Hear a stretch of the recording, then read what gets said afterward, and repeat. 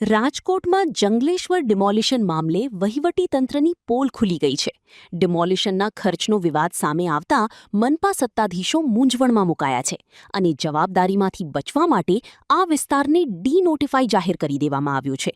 મનપાએ પ્રાથમિક સુવિધાઓનું કારણ ધરીને હવે કાર્યવાહી કલેક્ટર તંત્ર હસ્તક હોવાનું કહી હાથ ઊંચા કરી દીધા છે. હકીકતમાં વહીવટીતંત્ર પુનર્વસન અને ખર્ચના મુદ્દે એકબીજા પર દોષારોપણ કરી રહ્યું છે. અગાઉ પણ અનેક મકાનો તોડી પાડ્યા હોવા છતાં રહીશોની વૈકલ્પિક વ્યવસ્થા મળી નથી, જ્યારે 4 મહિના બાદ પણ ડિમોલિશનનો કુલ ખર્ચ જાહેર કરવામાં મનપા નિષ્ફળ નીવડી છે. સરકાર પાસે જશ ખાટવા નીકળેલું તંત્ર હવે વિવાદમાં ફસાતા મૂંઝવણમાં છે. જંગલેશ્વર વિસ્તાર એ સ્લમ એક્ટ હેઠળ નોટિફાઈડ થયેલ વિસ્તાર છે. તેમ છતાં સ્લમ રહેવાસીઓને કોઈપણ પ્રકારની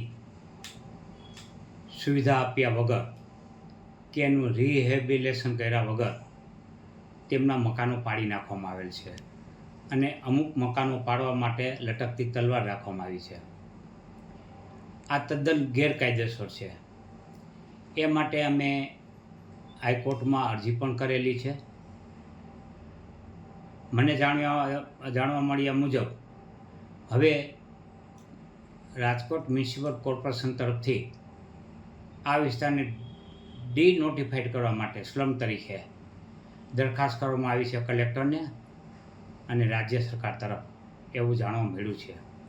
જો એ સાચું હોય તો એ તદ્દન ગેરકાયદેસર એટલા માટે છે કે કોઈપણ સ્લમ એરિયાને ડી-નોટિફાઈડ કરવા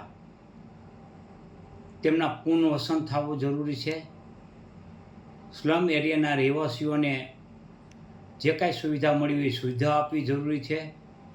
એમના આવાસો, સરકારી આવાસો હોય કે પીપીવીપી યોજના હેઠળ હોય કે અન્ય કોઈપણ રીતે એને રહેઠાણની સુવિધા મળવી જોઈએ અને એ રહેઠાણની સુવિધા ગટર, પાણી, લાઇટની વ્યવસ્થા સાથે મળવી જોઈએ અને તે પછી જ ડી-નોટિફાઈડ થઈ શકે.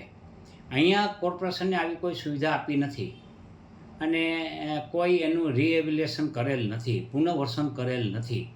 તેમ છતાં ડી-નોટિફાઈડ કરવાની દરખાસ્ત માત્ર તરકટ છે, તૂત છે, એક જવાબદારી એકબીજા ઉપર ઢોરવાની વાત છે અને આ કાર્યવાહીને વિલંબિત કરવા સિવાય બીજું કોઈ હેતુ આમાં જણાતો નથી.